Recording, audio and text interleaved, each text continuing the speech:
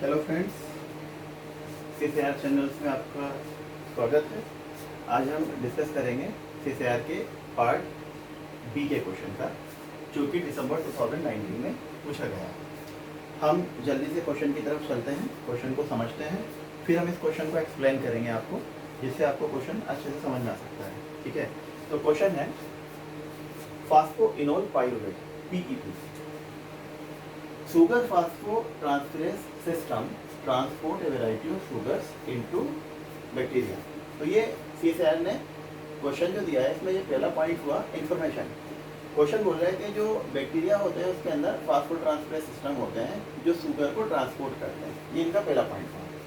फिर दूसरी इंफॉर्मेशन दी है क्वेश्चन में, दूसरी इंफॉर्मेशन दी है in E coli PTS phosphotransferase system consist of enzyme first, enzyme second है, enzyme second B, enzyme second C and histidine protein, है ना, histidine containing protein HPR। HPR क्या होता है? Histidine containing protein. ठीक है, तो यहाँ पर ये भी इंफॉर्मेशन है। इंफॉर्मेशन क्या क्या मिली हमें क्वेश्चन में? हमें इंफॉर्मेशन मिली कि जो बैक्टीरिया होते हैं उनके अंदर फास्फोट्रांसफरेज सिस्टम होते हैं और शुगर्स को ट्रांसपोर्ट करने के इनका फंक्शन होता है बैक्टीरिया में। ठीक है, तो इकोलाई में जो होते हैं, जो फास्फोट्रांसफरेज सिस्टम होते हैं, वो एंजाइम फर्स्ट होता है, एंजाइम सेकंड होता है, एंजाइम सेकंड है, second B and second C। उसके अलावा हिस्टिडीन कंटेनिंग प्रोटीन HPR होता है। तो ये इंफॉर्मेशन है जो क्वेश्चन ने दी कि इकोलाई में इस तरह के जो है फास्फोट्रांसफरेज सिस्टम होते हैं।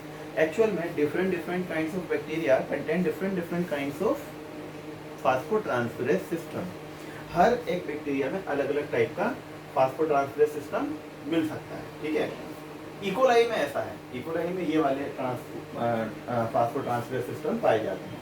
अब क्वेश्चन जो है, जो क्वेश्चन का जिसका हमें आंसर देना है, वो क्वेश्चन क्या है? क्वेश्चन ये है, during this process the sugar molecule is phosphorylated by direct transfer of phosphate group from। ठीक है, तो ये जो ट्रांसपोर्ट सिस्टम है, पूरा जो PTS सिस्टम है, फास्फोट्रांसफरेज सिस्टम है, तो इस ट्रांसपोर्ट के दौरान क्वेश्चन क्या है? क्वेश्चन ये है कि जो शुगर मोलिक्यूल है वो डायरेक्ट कैसे फास्फोराइलेट हो रहा है ना, फास्फेट ग्रुप जो है वो डायरेक्टली कहाँ से आया शुगर के ऊपर, जिससे वो फास्फोराइलेट हुआ, है ना। कौन से एंजाइम, ये जो इतने एंजाइम दिए हैं, इनमें से कौन सा ऐसा एंजाइम है, कौन सा ऐसा प्रोटीन है जो शुगर को डायरेक्टली फास्फोराइलेट कर रहा है? ठीक है, तो पहला ऑप्शन है एंजाइम फर्स्ट फास्फोराइलेटेड P, है ना, P का मतलब है फास्फोराइलेटेड, है ना। Enzyme second P, enzyme second B और हिस्टिडीन कंटेनिंग प्रोटीन P, है ना, फास्फेट ग्रुप के लिए P रिप्रेजेंट कर रहे हैं यहाँ पर। तो जो इसका करेक्ट आंसर है, करेक्ट आंसर मैं आपको बता दूं, ये इसका करेक्ट आंसर जो है इसका, वो थर्ड ऑप्शन है, एंजाइम सेकंड B, है ना। अब हम डिस्कस करेंगे एक्चुअल में जो इकोलाई होता है, ठीक है, इन इकोलाई, है ना, तो जो इकोलाई होता है इसमें 21 टाइप्स के ट्रांसपोर्टर होते हैं, है ना, 21 टाइप्स ऑफ ट्रांसपोर्टर होते हैं। और ये जो 21 टाइप्स के ट्रांसपोर्टर होते हैं इकोलाई के अंदर, इनमें कौन कौन से ट्रांसपोर्टर होते हैं? That is second C, sometimes fused with enzyme second A and enzyme second B। तो ये आपको हम इंफॉर्मेशन यहाँ पर प्रोवाइड कर रहे हैं। ठीक है, तो इकोलाई में जो होते हैं टोटल ट्रांसपोर्टर्स जो होते हैं वो 21 होते हैं, है ना, 21 होते हैं, जिनमें से सेकंड C होते हैं, sometimes fused second A and enzyme second B। ये इनके टाइप्स होते हैं। अभी 21 टाइप्स के जो होते हैं वो क्या होते हैं, हम इसको डिस्कस करते हैं कि ये जो ट्रांसपोर्टर हैं ये क्या है 21 टाइप में। इनमें से 7 जो होते हैं, 7 जो होते हैं ये होते हैं ग्लूकोज ट्रांसपोर्टर। क्या होते हैं? Glucose transporter. और जो 7 होते हैं ये होते हैं फ्रक्टोज ट्रांसपोर्टर। कौन कौन सी शुगर को ट्रांसपोर्ट करने के लिए कितने होते हैं? तो इकोलाई में ये आपको बहुत अच्छी इन्फॉर्मेशन मिल रही है कि इकोलाई में जो 21 ट्रांसपोर्टर्स होते हैं उनमें से 7 ग्लूकोज ट्रांसपोर्टर होते हैं और 7 फ्रक्टोज ट्रांसपोर्टर होते हैं और 7 होते हैं पीटीएस परमिएस। क्या होते हैं? पीटीएस परमिएस। तो देखो इकोलाई के अंदर, इकोलाई में 21 टाइप्स ट्रांसपोर्टर होते हैं। उन 21 टाइप्स ट्रांसपोर्टर में से 7 ग्लूकोज ट्रांसपोर्टर होते हैं, 7 फ्रक्टोज ट्रांसपोर्टर होते हैं और 7 यहाँ पर जो ट्रांसपोर्टर होते हैं पीटीएस परमिएस फैमिली के होते हैं। तो ये वो 21 टाइप्स के ट्रांसपोर्टर। अभी हम इसके रीजन पे नहीं गए, हम अब इसके मैकेनिज्म पे चलते हैं। हम इसके डायग्राम को यहाँ पर डिस्कस करते हैं, ठीक है। तो ये एक इन्फॉर्मेशन हुई, 21 टाइप्स के ट्रांसपोर्टर्स होते हैं। उन 21 टाइप्स के ट्रांसपोर्टर्स में 7 ग्लूकोज ट्रांसपोर्टर हैं, 7 फ्रक्टोज ट्रांसपोर्टर हैं और 7 पीटीएस परमिएस फैमिली के ट्रांसपोर्टर्स यहाँ पर होते हैं जो इकोलाई में पाए जाते हैं, ठीक है। इनमें से कुछ जो है सेकेंड सी के जो होते हैं वो फ्यूज भी मिलते हैं, एंजाइम सेकेंड और एंजाइम सेकेंड डी के। ये एक इन्फॉर्मेशन हमारे पास कलेक्ट हुई। अब देखिए ये जो शुगर का डायरेक्ट फास्फोराइलेशन जो होता है, जैसे क्वेश्चन में यहाँ पे पूछा गया है, during this process the sugar molecule is phosphorylated by direct transfer of phosphate group from. तो कौन सा एंजाइम ऐसा है जो शुगर को डायरेक्ट फास्फोराइलेट कर रहा है, ये पूछा गया है इन सारे एंजाइम्स के अंदर।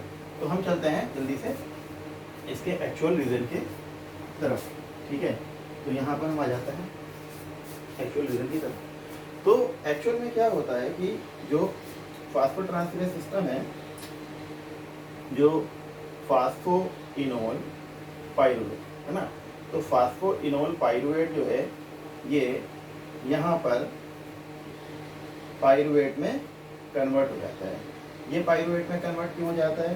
क्योंकि जो एंजाइम फर्स्ट है यहाँ पर हमारे पास, ये क्या करता है, फास्फोइनोल पाइरुवेट का जो फास्फेट ग्रुप है उसको यहाँ से कैरी कर लेता है और एंजाइम फर्स्ट जो होता है ये यहाँ पर फास्फोराइलेटेड एंजाइम फर्स्ट बन जाता है। तो यहाँ क्या बचा? पाइरुवेट बचा यहाँ पर, ठीक है। फास्फोइनोल पाइरुवेट ने अपना फास्फेट ग्रुप लॉस कर दिया तो पाइरुवेट बचा और एंजाइम फर्स्ट ने वो फास्फेट ग्रुप गेन कर लिया इस रिएक्शन के दौरान। फास्फोट्रांसफरेज सिस्टम जो होता है उसमें रिएक्शन है।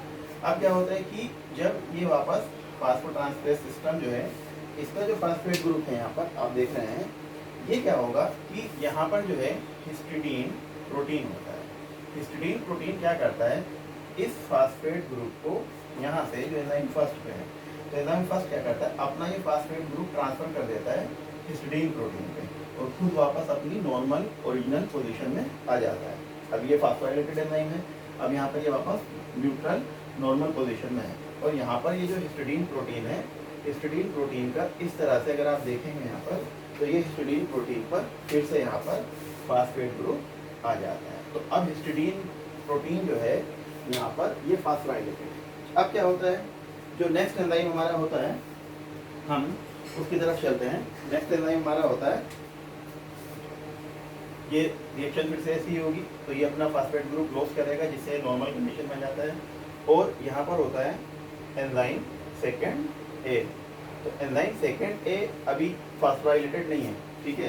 तो एंजाइम सेकेंड ए क्या करेगा, एंजाइम सेकेंड ए का फास्फोराइलेशन कौन करेगा, histidine protein. Phosphorylated histidine protein enzyme second A का यहाँ पर फास्फोराइलेशन कर देता है, ठीक है। तो जिससे एंजाइम सेकेंड ए यहाँ पर फास्फोराइलेटेड हो जाता है। अब यहाँ पर ये पूरा मैकेनिज्म हम समझते हैं। सबसे पहले फास्फोइनोल पाइरुवेट अपना फास्फेट ग्रुप लॉस करेगा और एंजाइम फर्स्ट का फास्फोराइलेशन कर देता है जिससे एंजाइम फर्स्ट फास्फोराइलेटेड हो जाता है और फास्फोइनोल पाइरुवेट कन्वर्ट हो जाता है पाइरुवेट में अपना फास्फेट ग्रुप लॉस करके, ठीक है। अब ये एंजाइम फर्स्ट जो फास्फोराइलेटेड है यहाँ पर, ये फास्फोराइलेटेड एंजाइम फर्स्ट जो है यहाँ पर हिस्टिडीन प्रोटीन का फास्फोराइलेशन करता है। फर्दर हिस्टिडीन प्रोटीन जो होता है वो एंजाइम सेकेंड ए का फास्फोराइलेशन करता है और हिस्टिडीन प्रोटीन अपनी नॉर्मल पोजीशन में आ जाता है।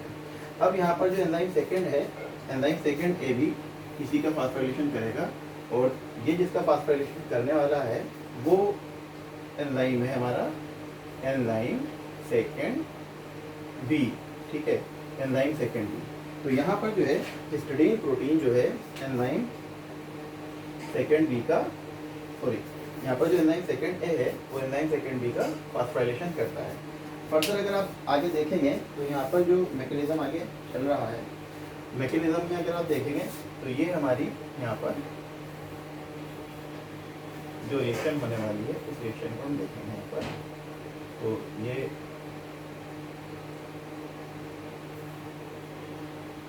यहाँ पर ये ग्लूकोज मॉलिक्यूल है, ये ग्लूकोज है, और ग्लूकोज के बिल्कुल जस्ट बराबर में आप देखेंगे एंजाइम सेकेंड सी, और यहाँ पर जो है एंजाइम सेकेंड सी से, ये जो एंजाइम सेकेंड सी है, ठीक है, एंजाइम सेकेंड सी से जस्ट एंजाइम सेकेंड सी से कंबाइन और फ्यूज, जैसा कि मैंने आपको पहले बताया था, एंजाइम सेकेंड सी से जो कंबाइंड है वो एंजाइम सेकेंड बी है। तो एंजाइम सेकेंड बी डायरेक्ट अपना फॉस्फेट ग्रुप जो होगा वो ग्लूकोज को ट्रांसफर करेगा।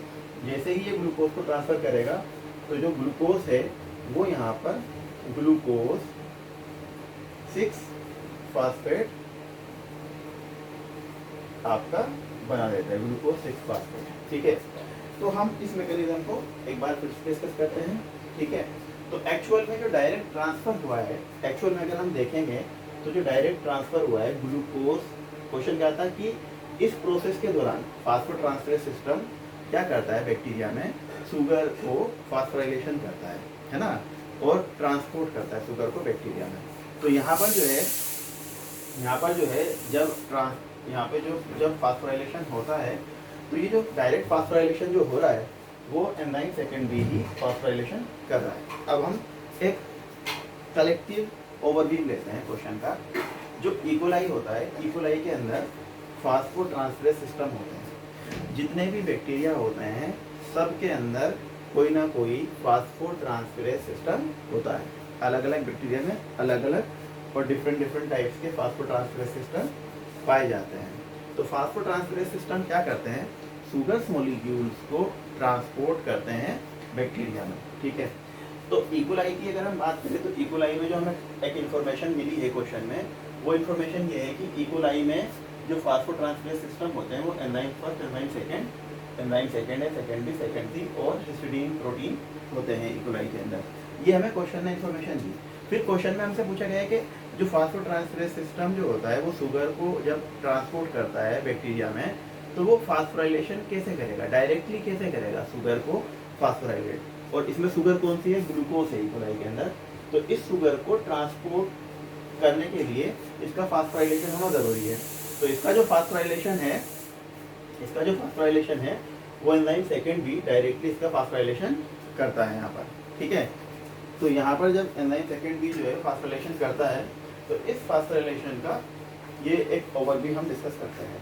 तो इकोलाई में जो टोटल, इकोलाई के अंदर जो टोटल ट्रांसपोर्ट होते हैं, फास्फोट्रांसफरेज सिस्टम होते हैं इकोलाई में, वो 21 टाइप्स के होते हैं, ठीक है, 21 होते हैं, जिसमें से 7 जो होते हैं, 7 फास्फोट्रांसफरेज सिस्टम जो होते हैं, ट्रांसपोर्टर्स जो होते हैं, 7 ग्लूकोज को ट्रांसपोर्ट करने के लिए होते हैं, 7 फ्रक्टोज को ट्रांसपोर्ट करने के लिए होते हैं, और 7 जो होते हैं परमियस फैमिली के होते हैं। जो पीटीएस होते हैं 7 वो परमियस फैमिली के लिए होते हैं। अब ये एक ओवरव्यू हम मैकेनिज्म का ले लेते हैं। तो सबसे पहले क्या होता है, फास्फोइनोल पाइरुवेट क्या करता है, एंजाइम फर्स्ट का फास्फोराइलेशन कर देता है और खुद पाइरुवेट में कन्वर्ट हो जाता है। एंजाइम फर्स्ट जो कि फास्फोराइलेटेड है वो हिस्टिडीन प्रोटीन का फास्फोराइलेशन कर देता है और खुद एंजाइम फर्स्ट नॉर्मल पोजीशन में आ जाता है, ठीक है। अब फास्फोराइलेटेड हिस्टिडीन प्रोटीन क्या करता है, एंजाइम सेकेंड ए को फास्फोराइलेट कर देता है, और जब ये सेकेंड ए को फास्फोराइलेट कर देता है तो ये फास्फोराइलेटेड एंजाइम सेकेंड ए एंजाइम सेकेंड बी को फास्फोराइलेट कर देता है और खुद अपनी नॉर्मल पोजीशन में कन्वर्ट हो जाता है। अब डायरेक्टली एंजाइम सेकेंड बी जो है वो एंजाइम सेकेंड बी से डायरेक्टली फ्यूज है। तो एंजाइम सेकेंड बी क्या करता है, डायरेक्ट इस फास्फेट ग्रुप को ग्लूकोज का फास्फोराइलेशन करने में ट्रांसपोर्ट करता है। तो जब ये ग्लूकोज का फास्फोराइलेशन करता है तो ग्लूकोज का फास्फोराइलेशन करने पर यहाँ पर ग्लूकोज 6 फास्फेट बन जाता है। तो दोस्तों आपको अगर हमारा ये लेक्चर पसंद आया हो, जो सीसीआर के पार्ट बी का क्वेश्चन है, इसी तरह से हम बहुत से सीसीआर के पार्ट सी के क्वेश्चन सोल्व करेंगे जो आपको मिलते रहेंगे। आप हमारे चैनल पे सब्सक्राइब करें चैनल को, और लाइक करें चैनल को, और शेयर करें। जल्दी ही हम यूट्यूब पर लाइव क्लासेस शुरू करने वाले हैं जो आप सबके लिए फ्री होगी, ठीक है। तो आप अगर हमारा चैनल सब्सक्राइब करेंगे तो हम आपको अपनी लाइव क्लासेस फ्रीली आपको अवेलेबल कराएंगे, ठीक है। उसका कोई चार्ज नहीं होगा। तो हम उसका टाइम आपको इन्फॉर्म करेंगे अपने ही CSIR के क्वेश्चन सॉल्व करते वक्त, उसका टाइम हम आपको मेंशन करेंगे। और वही क्लास जो हम यहाँ पर प्रेजेंट करेंगे आपको लाइव क्लासेस, उसको हम यूट्यूब पे अपलोड करेंगे ताकि आप उसको बाद में भी देख सकें और हमारे लेक्चर को समझ सकें। अगर आपको हमारा सॉल्यूशन पसंद आया है तो आप हमारे चैनल को सब्सक्राइब करें, लाइक करें और हमारी वीडियो को शेयर करें। और इसी तरह से CSIR को क्वालिफाई करने के लिए, लेटेस्ट क्वेश्चंस को देखने के लिए हम अभी CSIR के सभी पार्ट के क्वेश्चन सोल्व करेंगे और वो आपको हम कंटिन्यू आपको प्रोवाइड करते रहेंगे। और जितने भी प्रीवियस पेपर हैं, एटलीस्ट हम आपको 10 ईयर्स पेपर जो है सॉल्यूशन प्रोवाइड करने की कोशिश करेंगे, लेकिन उसमें टाइम लगता है, ठीक है। तो धीरे धीरे हम क्वेश्चन को अपलोड करेंगे। जैसे जैसे आप क्वेश्चंस को देखते रहेंगे, हमारे लेक्चर्स देखते रहेंगे, आपको CSIR के क्वेश्चन को सॉल्व करना आसान हो जाएगा और आप CSIR को क्वालिफाई करने में सक्षम रहेंगे। Thank you very much, good luck.